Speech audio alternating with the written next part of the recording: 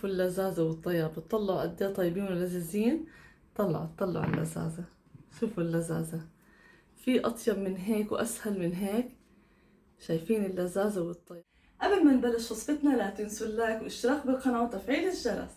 مرحبا، كيفكم؟ أهلا وسهلا فيكم مطبخ ديما. اليوم وصفتنا وصفة كتير طيبة، هي الكوكيز بالشوكولاتة. عندي أول إشي كوب إلا ربع من الزبدة، طبعا مدابة، بدي أضيفها.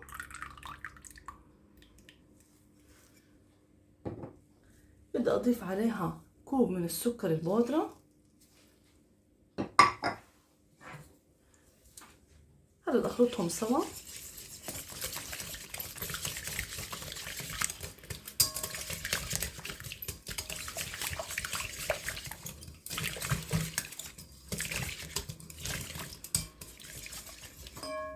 عندي هون بيضة بحرارة الغرفة بدي أضيفها. بدي أضيف عليها معلقة صغيرة من الفانيلا. أحرك.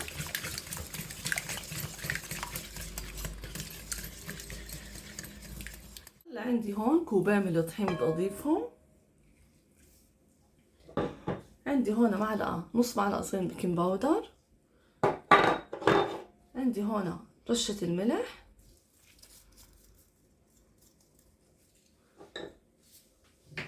هلا بدي أحركهم.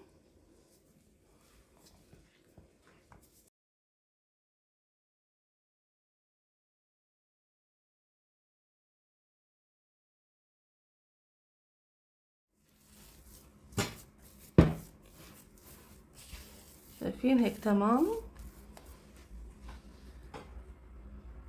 عندي هون معلقتين من الحليب بحرارة الغرفة بدي أضيفهم.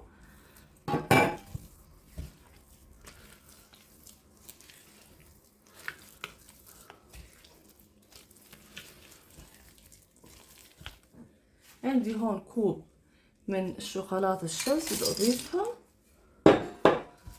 وأحرك.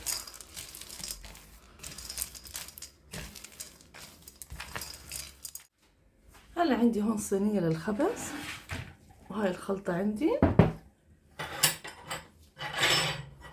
هلا بجيب بالمعلقة، ببلش أحط الصينية. شايفين كيف العجينة سميكة، لا هي سائلة ولا هي عجينة كتير، هيك عجينة الكوكيز بتكون. شايفين؟ ببعدهم على بعض طبعا انه في بيكنج باودر.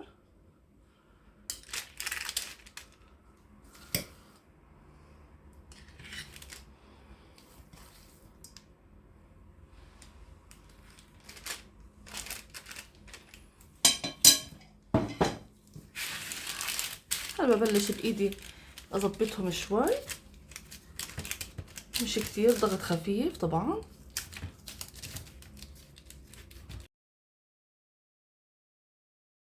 بخلصهم طبعا لسه مش الكمية كلياتها. بحطها بالفرن على درجة حرارة 180 درجة.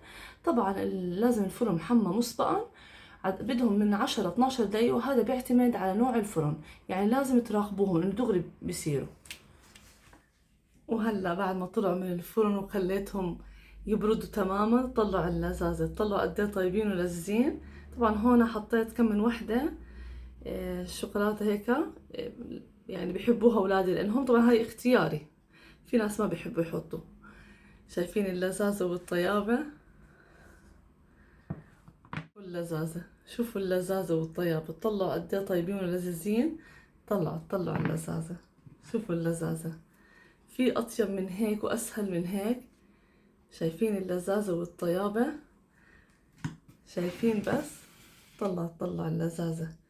يا سلام، يا عيني يا عيني، الله الله الطيابة. إن شاء الله تكون عجبتكم وصفة، بستناكم وصفة الجاية.